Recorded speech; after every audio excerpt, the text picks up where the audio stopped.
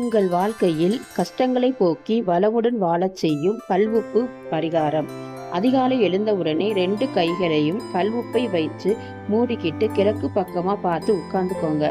மடியில ஒரு white paper வச்சுக்கணும். பணம் பிரச்சனைன்னு வச்சுக்கோங்க.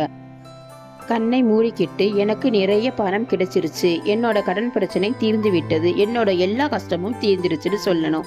உடம்புல ஏதாவது பிரச்சனைனா, எனக்கு எந்த நோயும் இல்லை, உடம்புல இருக்கிற எல்லா பிரச்சனையும் தீர்ந்து விட்டது, நான் ஆரோக்கியமா இருக்கேன்னு சொல்லுங்க.